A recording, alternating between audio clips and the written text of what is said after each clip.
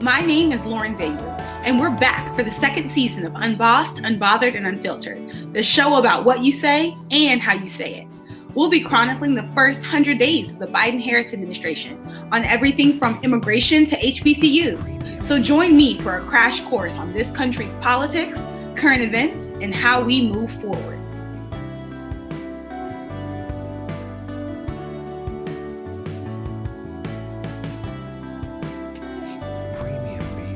Hello and welcome to Unbossed, Unbothered, and Unfiltered. I'm your host, Lauren Zayu. Today's conversation focuses on critical race theory, and if this is your first time hearing about that, today's guest can explain it much better than I can, so I will just let her do that. Jazmyne Owens is a policy advisor on the pre-K-12 team at New America, a large think and action tank here in DC. In her current role, Jazmyne is working with the Education Policy Program to improve education policy making for marginalized communities, but especially Black, Brown, and Indigenous students, English learners, and students with disabilities. She joined the Education Policy Program in October after managing both the education and health policy portfolios at the National Urban League. There, Jazmyne had the opportunity to serve a large affiliate network by supporting direct service work with federal advocacy. Because of her experiences in the classroom, Jazmyne approaches education policy issues with an eye toward how they impact real classrooms, students, teachers, and families, but particularly for communities of color. Jazmyne holds a bachelor's degree in English with a secondary education concentration from Spelman College and a master's degree in sociology and education with a policy concentration from Teachers College, Columbia University. She is the oldest of 3 children and a mama to 1 pup named Crash Bandicoot.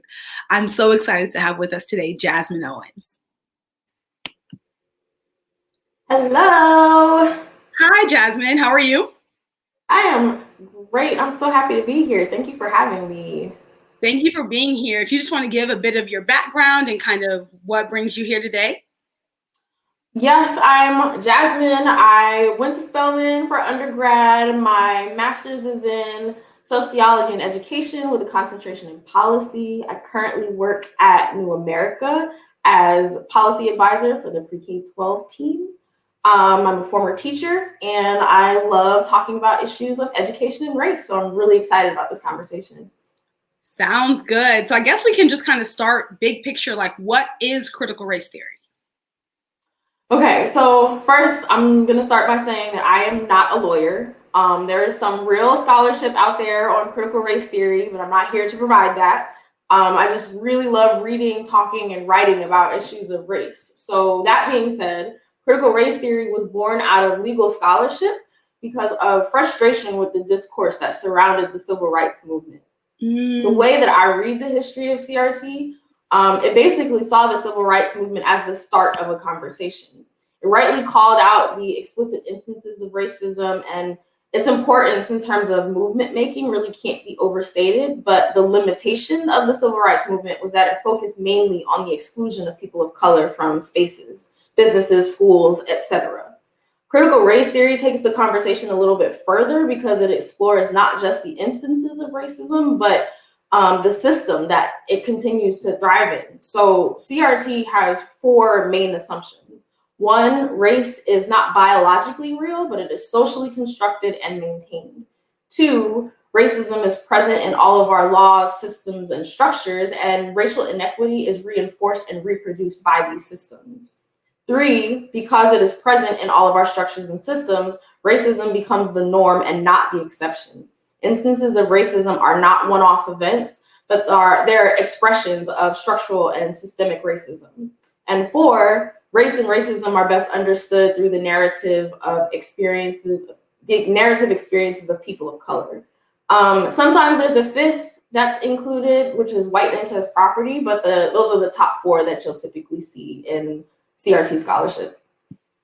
And can we take a second to talk about racism being the norm instead of the exception? Like, what might that look like? Well, it doesn't believe in bad apples or bad actors.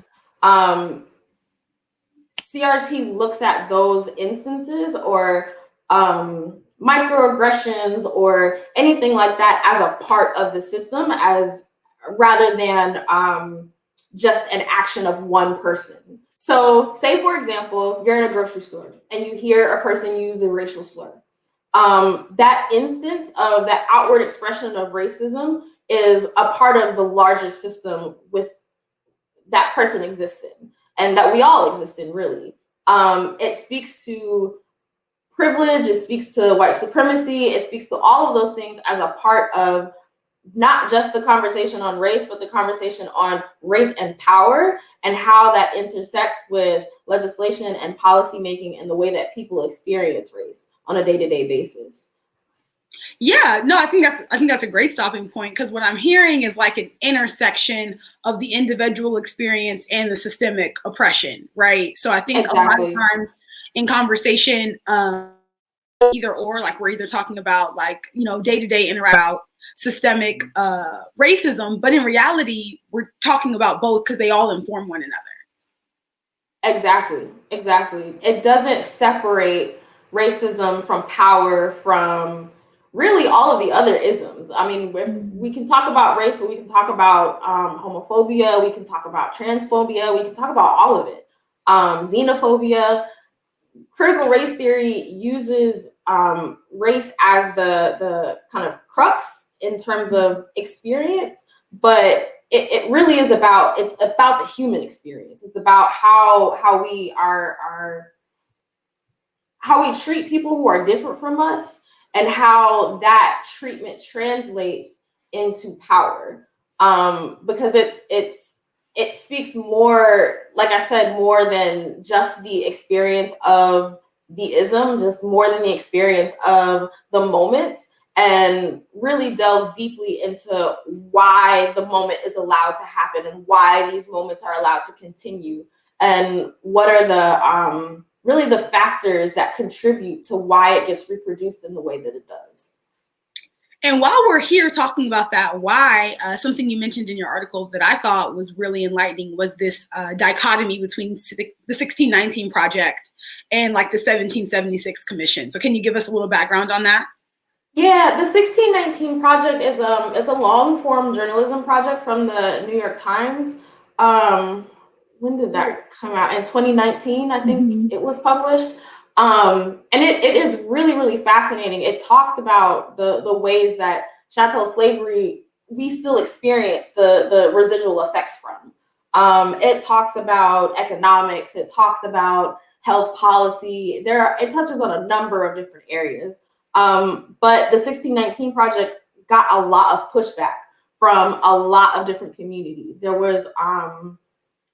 people who don't want to talk about white supremacy. There are people who don't want to talk about privilege. And, there is room for that kind of debate. But on the kind of federal stage, the response was really strange, to say the least. The 1776 Commission was really an answer to the 1619 Project. Around the same time, the former president put out executive orders banning racial diversity training. He spoke out really clearly against critical race theory, and not in a way that really talked about what critical race theory was, because I think there are a lot of misconceptions, a lot of misinformation out there about what it actually is. But really, he was calling out conversations on white supremacy. He was calling out conversations on privilege, and trying to force folks to walk back from those kinds of conversations and to stay away from those kinds of conversations. And honestly, I think it's really typical of how white supremacy operates, because when you start to call it out, it will try to cover it up. It will try to cover up the moment and move past it and act like that's something that, is not worth talking about. But the fact is, the 1619 Project started a conversation that I think really deserves to be continued. And quite honestly, so did the 1776 Commission, because the way that we respond to lifting up white supremacy and calling out white supremacy, it should not have been such a negative response, really. It should have been more, we should have taken the opportunity to unpack it and talk about it and delve deeply into it. But that's typically the behavior that you see when you start to call out privilege and supremacy in that way. Oh, no, I think that's great, and I do think so much of what you said was so rich. So one, I listened to the 1619 podcast that the New York Times put out, partially because, I mean, when the long form journalism piece came out, you couldn't find it anywhere. Like, it was sold out very quickly.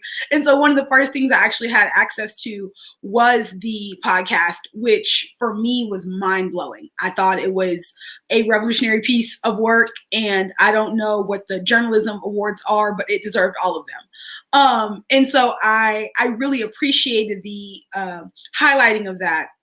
But as we transition into Hold Up, what I'm realizing is so overwhelming almost about white supremacy is that it is this intangible shapeshifter across our history, right? It's always there. It just changes forms. And like sometimes you can't even quite touch it, but just know that it's always there.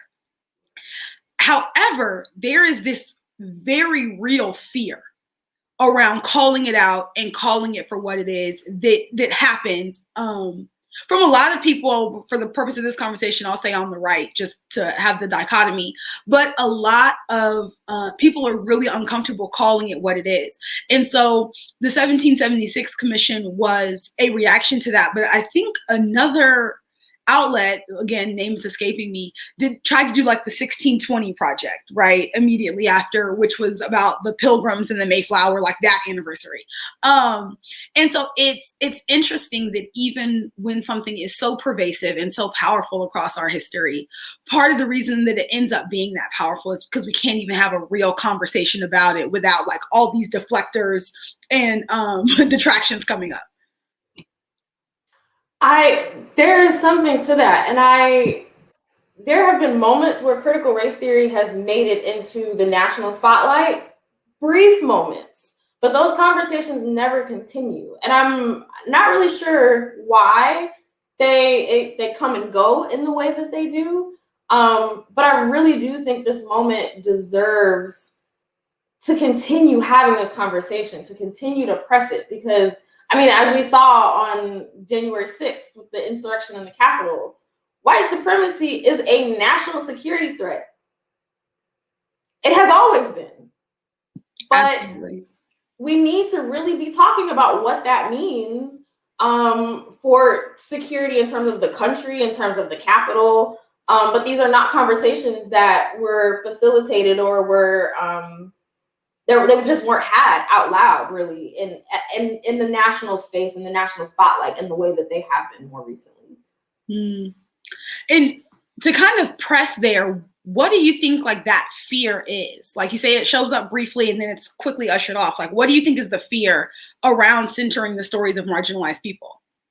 Well, there's a lot to unpack in terms of America's history and race, and understanding racism as the norm and not the exception is really hard for some people to wrap their minds around. And it flies in the face of what they understand to be the reality of life in this country.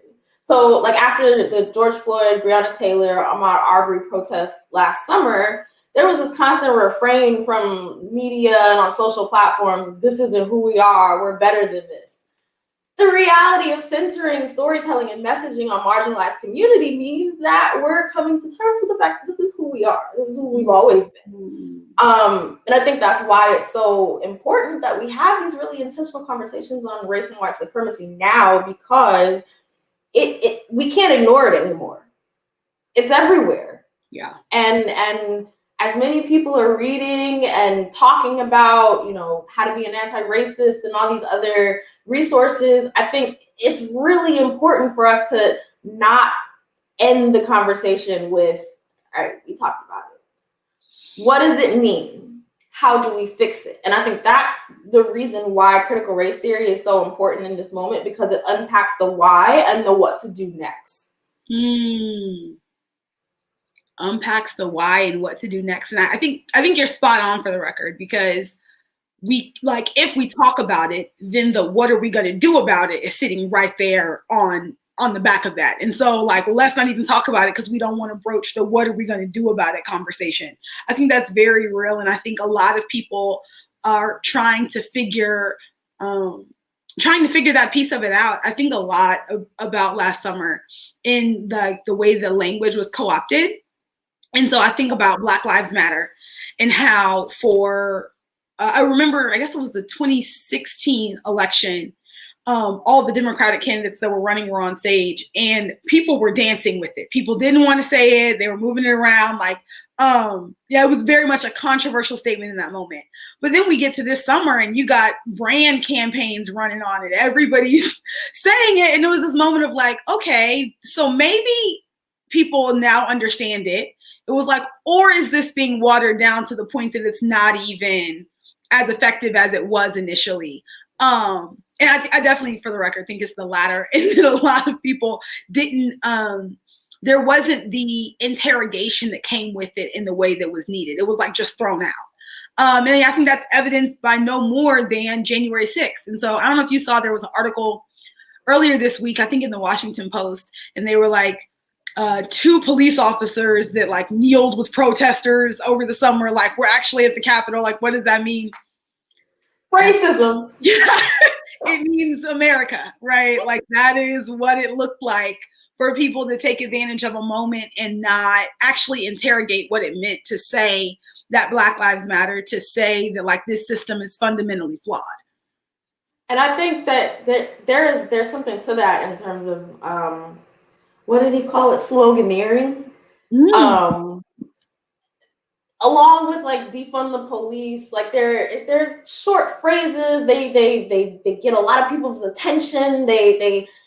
People have feelings about these slogans, right? They have feelings about Black Lives Matter. They have feelings about defund the police. They have feelings about, critical race theory now at this point, and anti-racism. There are a lot of feelings, right? But there's what do you do about those feelings, right? Like what you gotta unpack it a little bit. You gotta, right? So Black Lives Matter, yes, Black lives absolutely do matter. But if they don't matter in your policy making, if they don't matter in your treatment of people, what are we saying? What are we doing?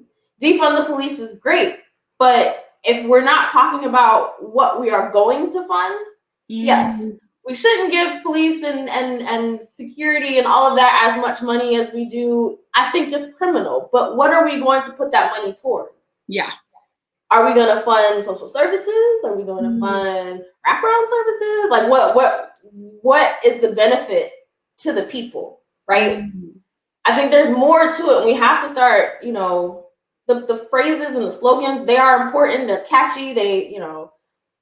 Black girls are magic. Yes, Black girls are magic. How does that change the way that you treat the Black girls in your life? Absolutely.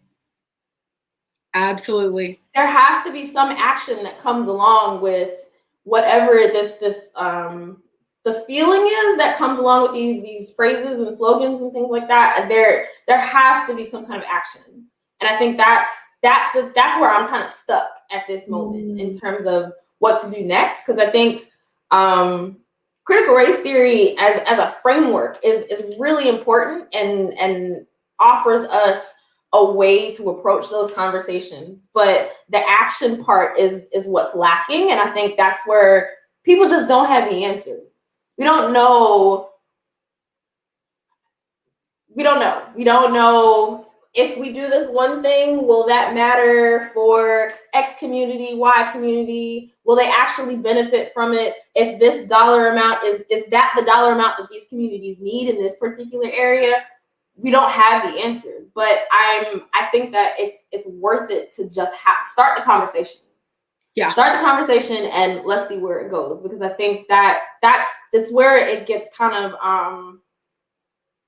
it ends.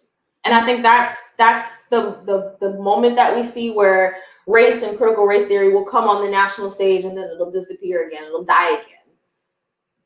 Because there is no, this is the road that we take forward. This is the path that we take forward. This is what we have to do. Because I don't think anybody has a hard and fast solution for how to fix the issues of race in this country. It's going to take some experimentation. It's going to take some trial and error, but people are uncomfortable. I am uncomfortable with not having the answers, but I do think that it's worth it to press the conversation and continue to do so.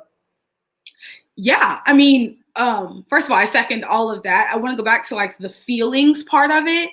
I think a lot of people, what they deep down want isn't like radical revolutionary change that shifts our society as we know it. What they really want is to feel better. And so it's also like, how do I feel better when this is over? Whether that's like distancing myself from a problem, or like wanting to believe that my life isn't built on a lie, or like not wanting to acknowledge the role that I play in these systems. Like, just how do I feel better, as opposed to, I guess, a potentially larger picture. And that's because I think, as you brilliantly pointed out, we actually don't have answers, right?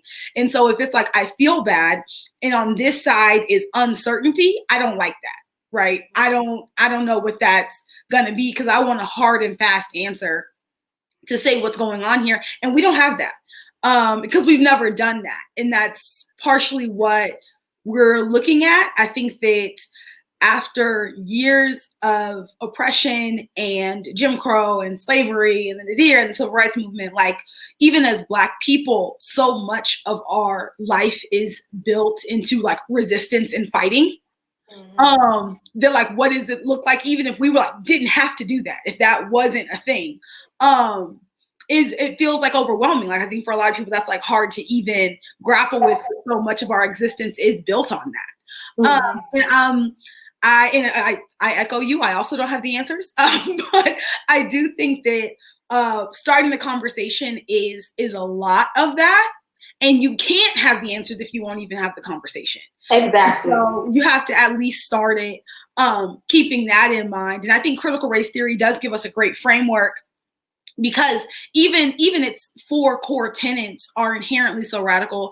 As you pointed out, the idea of like racism being the norm as opposed to the exception flies in the face of so much of who Americans find themselves to be. Like, when in reality, like, if you were something for 400 years, that's probably the norm and not the exception, right? This wasn't a one-off time. And I really think that it's a weird thing to deal with. And I can't even, I struggle to call it American, or no, more accurately, I struggle to call it human, because I don't know if like maybe it's just American. Like, I don't know if this is as pervasive an issue globally. But I definitely think this idea of like wanting to be the good guys and like on the right side, translating to never admitting when you were wrong, has shown up in American culture in some really pervasive ways. I mean, politically, I feel like we see it in pop culture, where people just have a hard time, because everybody wants to be the good guy. People have a hard time saying they're wrong. And that's essentially, and critical race theory is like a gigantic, you're completely wrong about this. Yep. Absolutely. Absolutely. It's eye-opening for a lot of people. It really shifts the way that you view yourself. It shifts the way that you view your experiences. One of the things that I talked about in the article you mentioned was how CRT would approach a conversation about meritocracy. And meritocracy is a really American ideal, that idea that you can pull yourself up by your bootstraps and that everybody's got the same 24 hours in the day. And if you put the time and effort in and you've got a little bit of talent and work ethic, then you can be successful, and that's all it takes, right? But we know as Black women, we know as Black people, we know just through our own experiences as human beings in this country, that the opportunities that people have access to don't always lend themselves to the same opportunities that our counterparts have. Yeah. You know? Yeah. It's not, we don't have the same 24 hours in the day. And that's just the reality. Yeah. So I think it's really important to press those conversations and keep them going, because you're right, you don't get the answers if you're not even having the conversation. You don't get to the hard and fast, this is how we move forward, this is how we solve the racial issues of the country, if you can't even talk about it in a way that is effective. You know, the reality of this country is that our experiences are just so vastly different. Yeah. And that is what it comes down to, right? That like, I feel like for a lot of Black and brown people, like your experience is just different. And I think because it's different, sometimes we have a harder time even buying into the myths that like a lot of the majority can view as like gospel truth, right? So something like meritocracy or like working your way up. I think about friends of mine in high school or other spaces who were as smart as I was, who were as talented as I was in whatever our various capacities were, who didn't get the same opportunities I did for whatever reason. And so because that's my lived experience and I know that, how do you even, it would feel like a discrediting to who I know them to be as people to speak that, because like, why would I speak that on you when I know that's not true? But I think a lot of that is people's desire to feel control over their lives and control over the outcomes. And if it's earnestly not, if you're not in control of that, then what does that mean? One of my, I started, I guess, a month or so ago now at the Cairo Center, which is an anchor organization of the Poor People's Campaign. And so much of what the work is and what we do is acknowledging like is convincing people they are poor, which feels like something that you like, oh, you should know. But so many people just earnestly don't believe that, because in America, we have made being poor a moral travesty, right? It means that you're lazy. It means you don't work hard. It means you want to hand out, as opposed to an entire system that is like built on the back of your being poor. And I think like so much of your lived experience is an important element of that. And I do think so much of the American dream and meritocracy is almost like gaslighting you on your experience. Absolutely. To your point, there is a market making money off the backs of poor people. If you think about, late fees, and I mean, it is systemic. It is so systemic. And I don't think that you can talk about, you don't accurately get to the issue unless you're having a conversation about the system. Because it isn't just one person. You can't chalk the failings of this country to a few people not making the right choices, right? Like, it's unfair and it's wrong.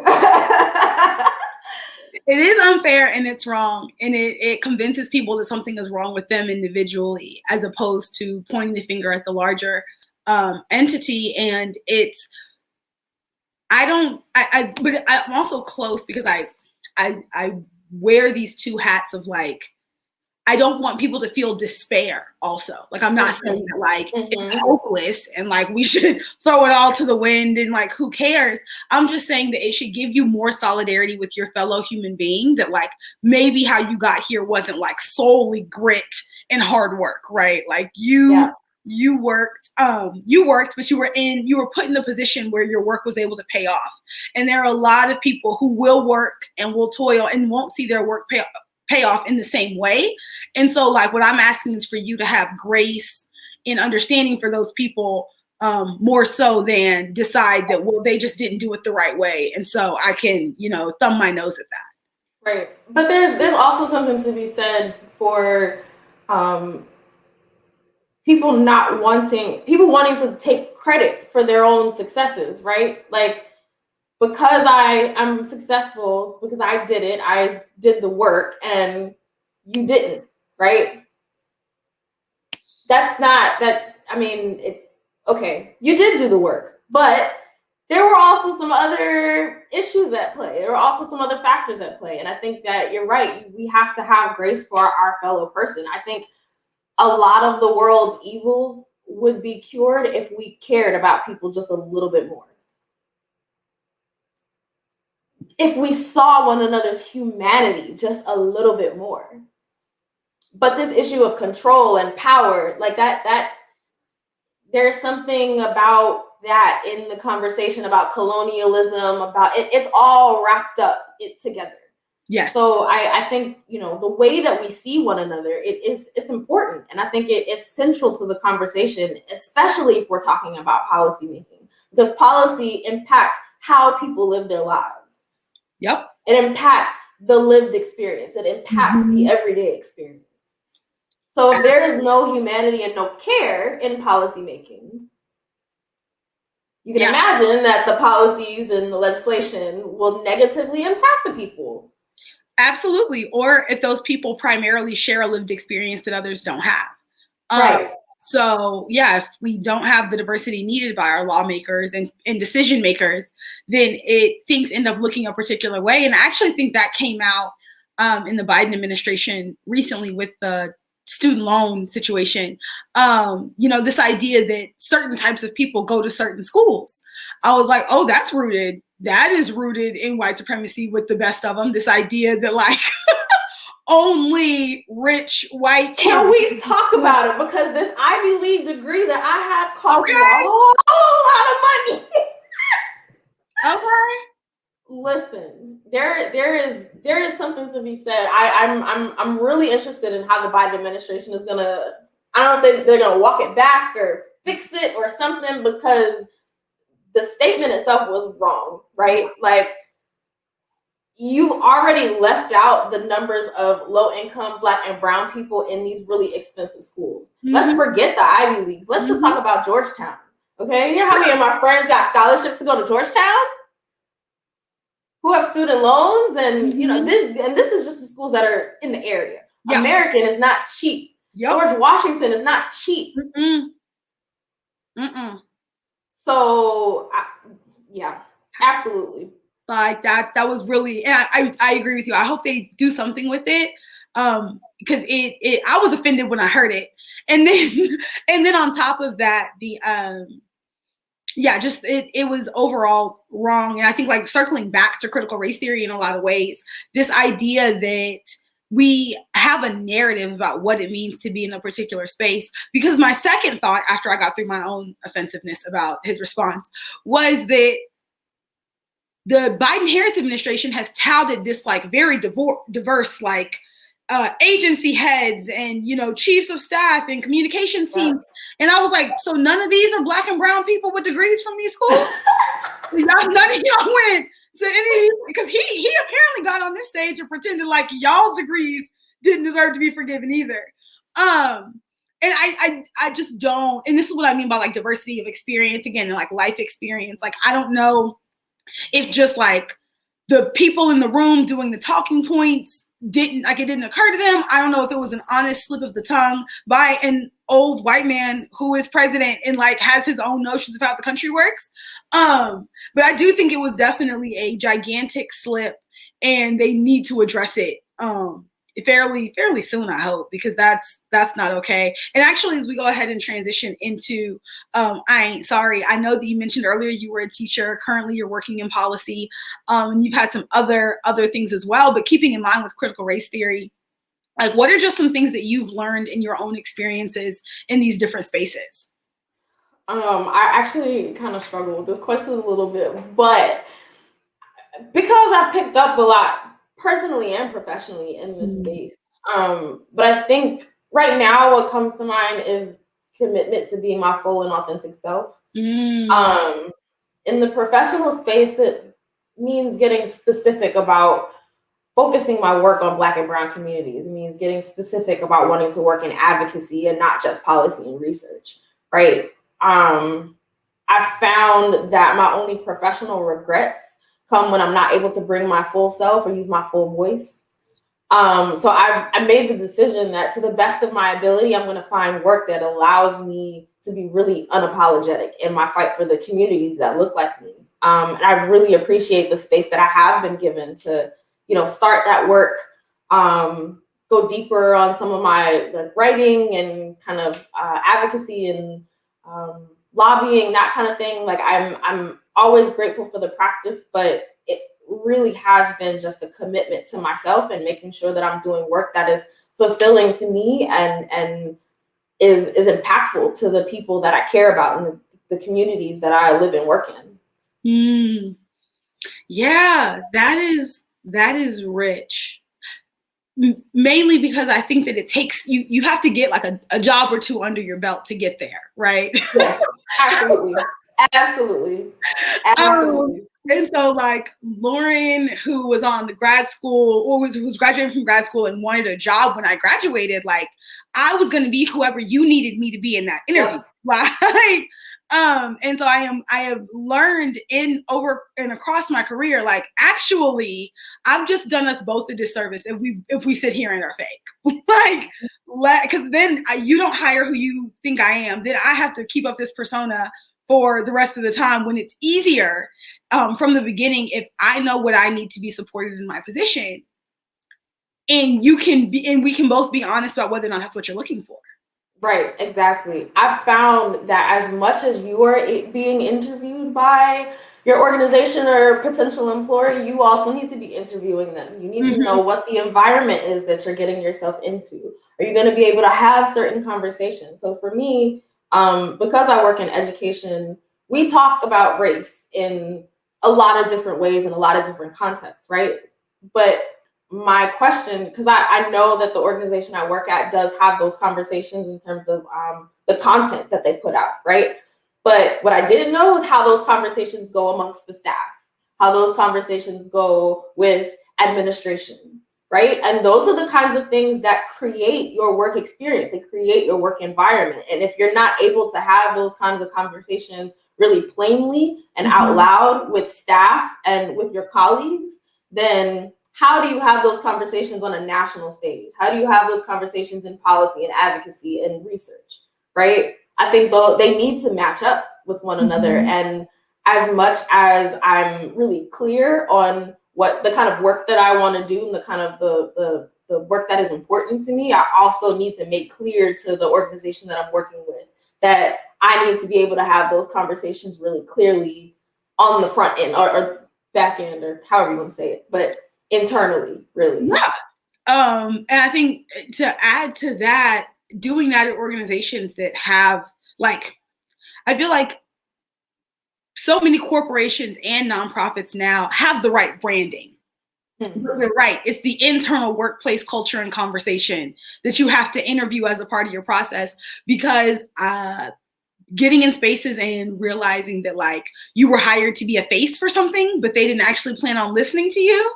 And that can come, especially as young Black women, on so many levels. Like, it can come for age, it can come from race, it can come from gender, as far as like, oh yeah, you're here for the staff photo, you're here for the website, you're here for Black History Month, but you are not here to like actually change how we work.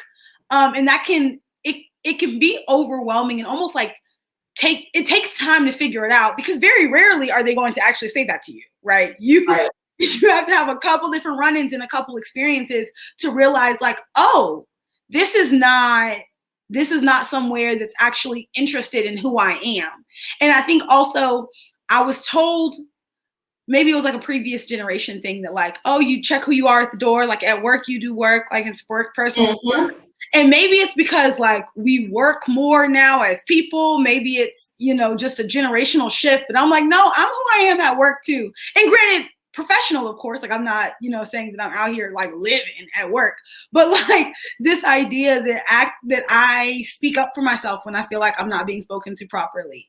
That if I feel like something is a bad idea, I want to be in a place where I can say that and there not be consequences for that in the same way. Right. You want to feel like you're a part of the team, that you're contributing something, that you're being heard, right? But you also want to be in a space that is going to help you grow, right? Build your skills, right? All of those things are so important when we're talking about, your work experience, your work environment. And I think going into a new job, new position, new organization, whatever the case, those kinds of questions about what that's like, it's so important. It's so important. And I the other advice that I have for anybody listening that's like job hunting or anything like that, have informational interviews. Get to have those informal conversations, those casual conversations, and get to know the people that you'll potentially be working with. Because you learn so much about the organization, about the people, outside of the interview. Because in the interview, everybody's got their best face on, everybody's like putting their best foot forward, right? But like if you have those internal conversations, those kind of casual conversations, you find out a lot more, and you'll get to understand the folks that you're working with. I definitely agree with that. And to add on to that, I would say pay attention to the jokes people make. I'll leave that where it is, but just like, I pay attention to the jokes people make. Absolutely. Absolutely. As we transition into our last bit here, which I call Drunken Love, which is just like 2 minutes uninterrupted, to kind of like, I guess, wrap up how we feel about it. I do think I want to give a slight story. So my first encounter with critical race theory was at Spelman College. I took racism in the law with Dr. Marilyn Davis, and Derek Bell was one of the books that we read. And he had it as a part of his book. And so it's so interesting the way that centering the stories of marginalized people happens in how, I guess, encountering it that early in my academic career gave me so much room to look at it in other spaces as I continued on with my major and continued into graduate school. And I really am grateful that it is codified and written down in that way. Mainly in that the 4 core tenets are so short, but as I mentioned earlier, so radical, and give you a summation of the experience of a Black and brown person. Because I do think so much of our communities does that in a way that I wouldn't have ever been able to name. And so something I'm thinking about is growing up, hearing different stories. Like, I'm realizing the first people I met who were like skeptical of the media and, questioning my textbooks and all these other things, they wouldn't have called it critical race theory, but that's what it was. I want to definitely offer up, I guess, one time for our critical race theory scholars who will never have the degree behind their name, never have the accolades that people tell you have to be an expert in something, but nonetheless carry this out in our communities every day. So I just want to give them a shout out into the universe, whether ancestors are still with us, that I see you and I support you, and thank you for doing this work, regardless as to whether or not you ever get the recognition you deserve. So. Absolutely. I there's so much learning that happens outside of school. There's so much information out there, and you're right. Some of the best critical race theorists that I know are not lawyers. They're not, they're not scholars in that way, but think critically about race, about power, about capitalism. Mm-hmm. And how all of those impact, the lived experience and everyday experiences of people that look like us. Yeah.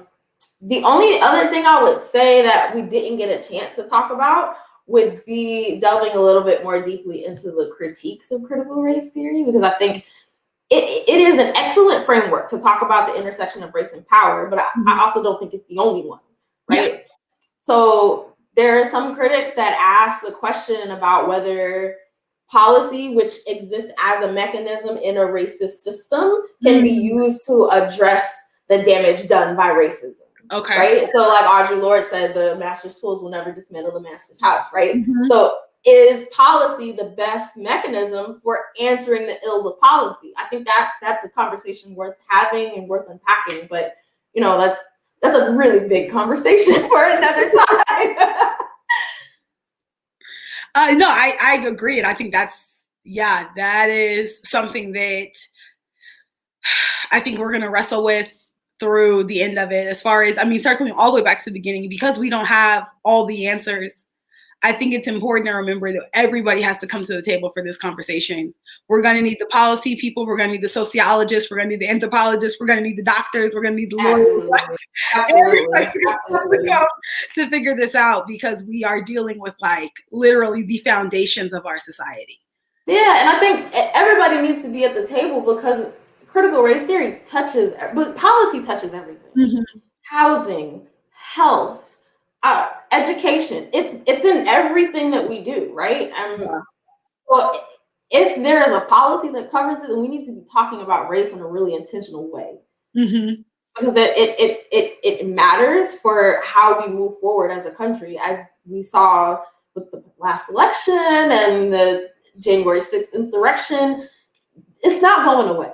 It's not going away. And if we're going to continue to legislate and to try to make things better for people. I mean, we haven't even gotten to the pandemic and the effect that has had on communities, right? Like, we got to do something, and we got to do something that works, because it feels like we're spinning our wheels. It feels like we've been doing the same things over and over again. I want to add anything else to the conversation, because I know we're wrapping up, but the article that I wrote talks about the achievement gap and why in how 100 years it hasn't really changed much. You know, because we never actually addressed the root of the problem, only the symptoms of it.